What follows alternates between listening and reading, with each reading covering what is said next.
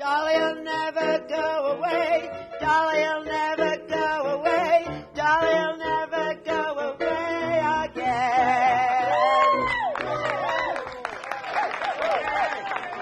Hey, do you guys know this one? Yeah, this is the real. All right. It's Thursday, and you know what that means. It's time for the Reading Room Thursday. An all-new week and some all-new reads, teas, piping hot, lukewarm, coming at you live. This week, the first week in October, September has been canceled, and we are moving right along into fall. And I have to be the first to say, I'm excited for it. It's still very, very warm in Memphis, Tennessee, but I'm looking forward to this weather breaking. All right, before we get started, please make sure that you are liking, sharing, and subscribing to my channel. Also, feel free to follow me on my other social media platforms, Troy J. Robertson on literally everything, no confusion, Instagram, Snapchat, and Twitter. So let's get into it, shall we? Shows to look out for. Bum-ba-da-da. Real Housewives of Atlanta Season 11 trailer premiered this week.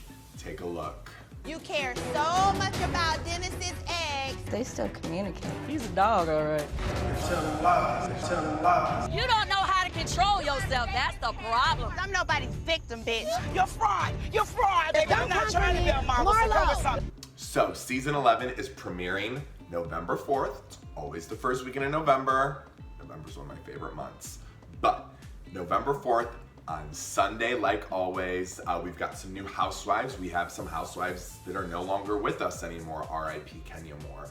And I'm excited. I'm looking forward to this. Apparently, I've heard some wind this week that one of the newest housewives has already been demoted to a guest role, and she's, after filming her story for the entire season, the production stage that's going on right now before the show airs in a month, I heard they're demoting her and taking her peach away. That is fresh news this week. Literally just read it moments ago.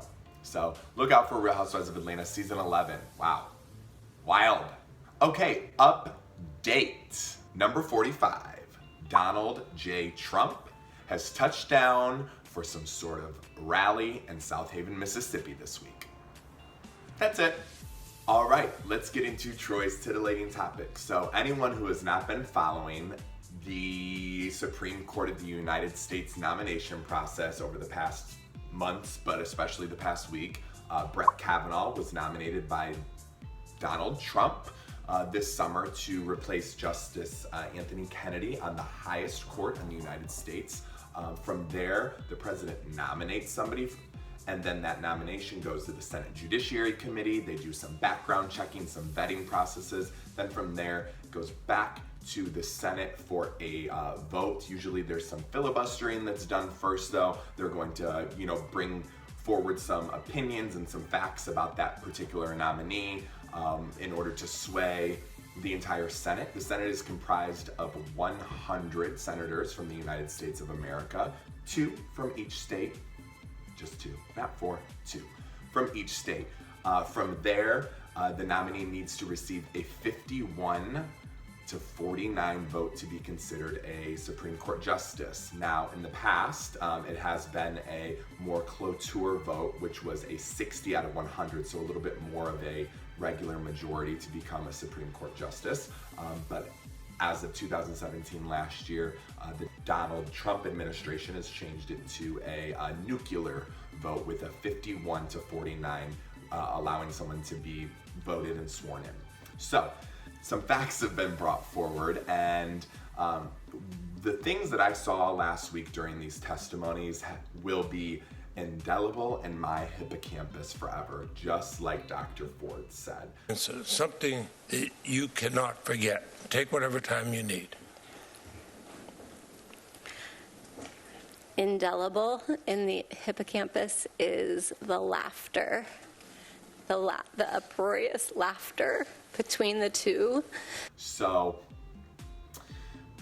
I think my takeaway from this is whether Dr. Ford's recollection of that evening are accurate or not, I'm always going to stand with a woman who has been accused, although this has been a very, very long time. She's accusing someone of something that has been done decades ago. I'm not negating that. I'm not saying that she's false or a liar. Her emotions were truthful and honest.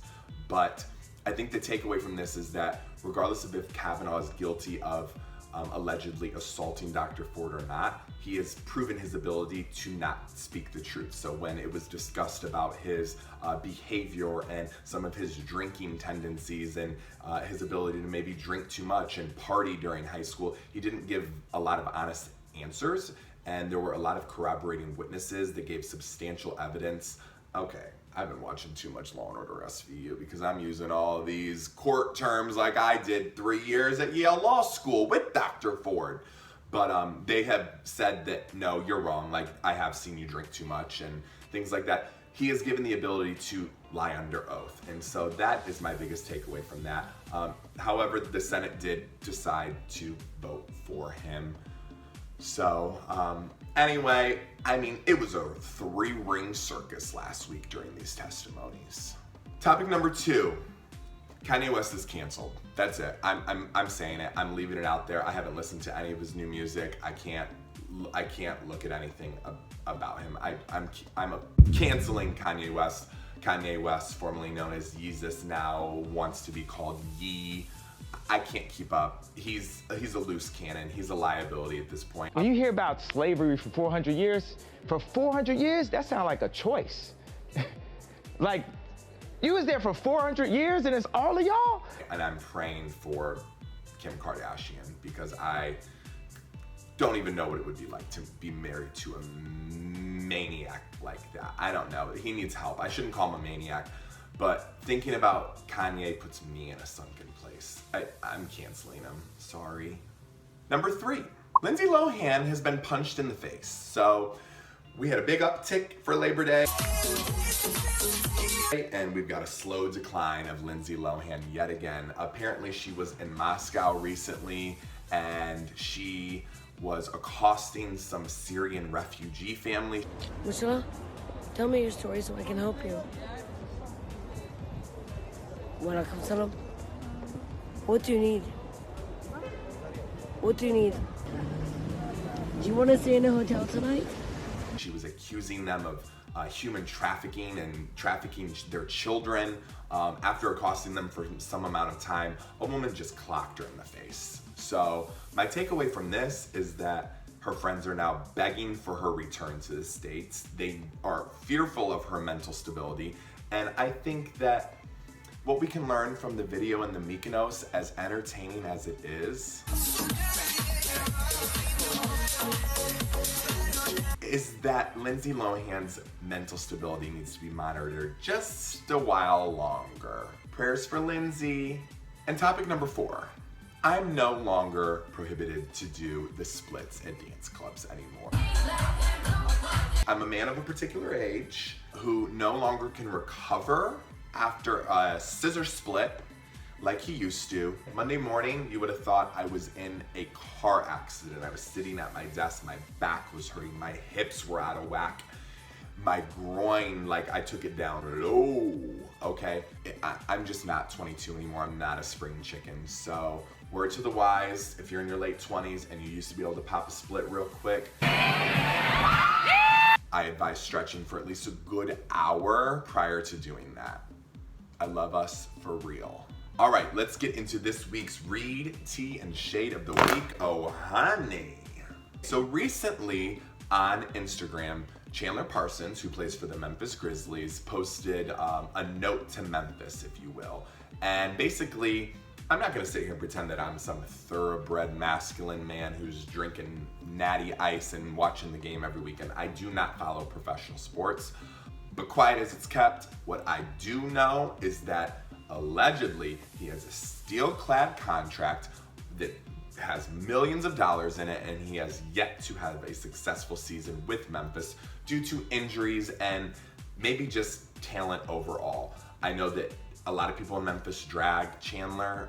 I like him. I think he's got swag. I think he's a cool dude. but a lot of people give him a lot of flack because he's getting all this money from Memphis and all he's doing is stunting all this money. That being said, he recently posted on Instagram this note to Memphis, basically explaining his side of the story, talking about how he's going to do better and be there for Memphis and have, you know, a real big heart in Memphis is my takeaway from this. So I go into the comment section and there are people dragging him, there are people talking about it, there are people who are thankful, people throwing shade, all of this stuff. The comment that stuck out to me is somebody literally added him and goes, "At Chandler Parsons, you're still trash." Like, like you just read him on his entire comment section in like the easiest way possible. Like, you're still trash. Like, I don't know, people are wild. It was savagery. The savagery of it all. All right, so this week's tea comes with a little bit of honeybee. It's straight out of Potomac, Maryland, baby.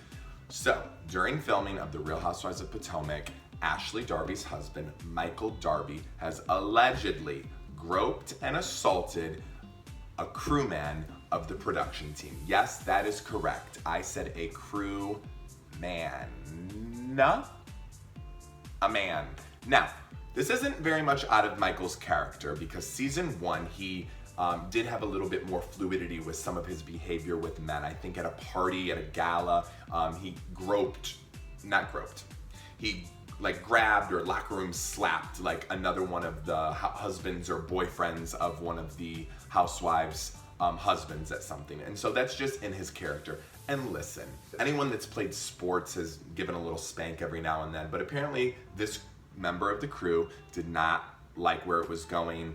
He felt uncomfortable with it, and so he filed a lawsuit. And there are some charges up against him. I don't think that there's been an arrest, but this is a form of sexual assault. I don't know his past history. All I know is this. He could be facing some years in prison. Now, I don't think he's really gonna get some years in prison, but the law states that he could. What I know is that Ashley Darby is standing by her man. That's my man, don't talk about my man, that's my man. You have to make excuses for Michael. I don't make any excuses for anything. You I love Michael just the way he is. That's delusional. I love him just the way he is. And go get your meds adjusted, honey. And she is standing by him, she's riding for him. I don't know why, he ain't gonna give her no kids, and I don't mean that to be ugly, but she needs to review that prenup or something because he's just nasty to her. He's mean. So this would be the cherry on top of my divorce cake. That's all I'm saying. Okay, so this week's shade. So over the weekend, I was talking with a new friend, and she was explaining to me her time in Europe. And she was saying how in Europe, like the concept of time is not as stringent as it is in the States. And she was saying that people don't really care about being late or on time and punctual, and it's just a lot more fluid with their time. Because in America, we're pretty freaking neurotic when it comes to time, if you ask me. Now, I will say this, I'm gonna own it. My concept of time is very fluid.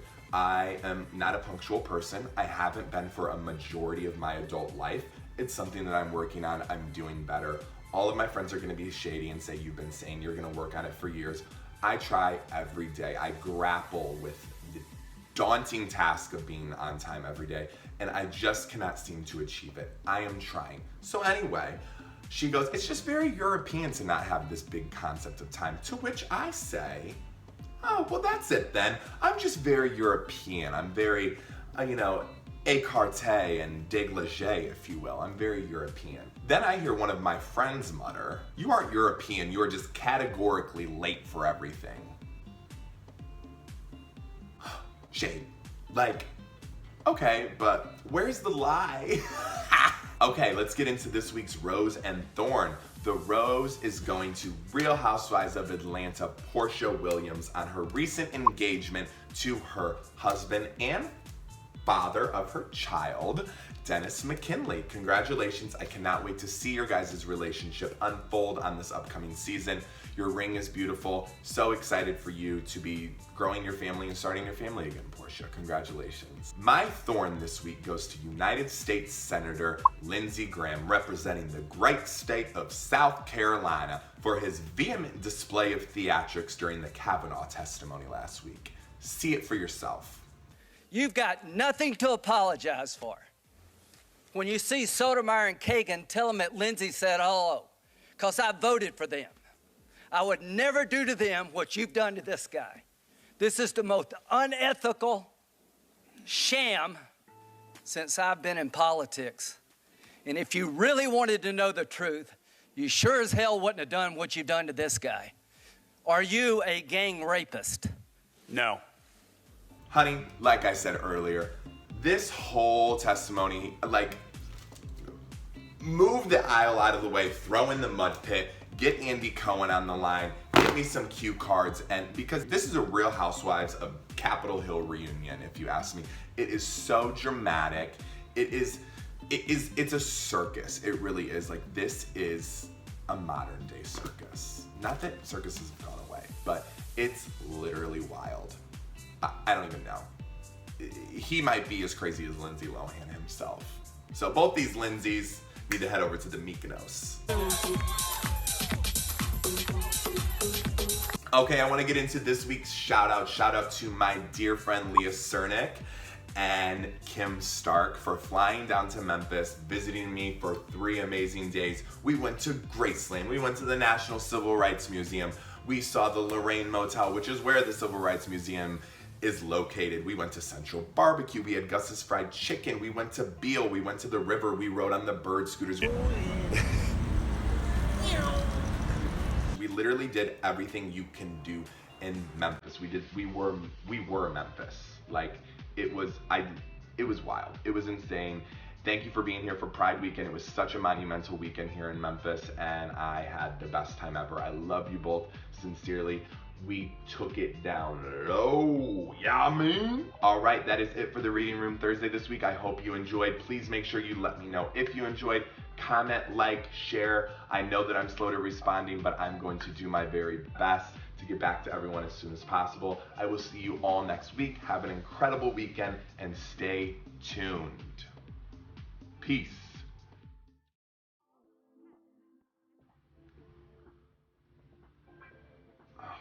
God, I'm itchy. I just know the bloopers are coming. Housewives of Atlanta. My thorn this week goes to you, bro. Thanks for falling in love with me.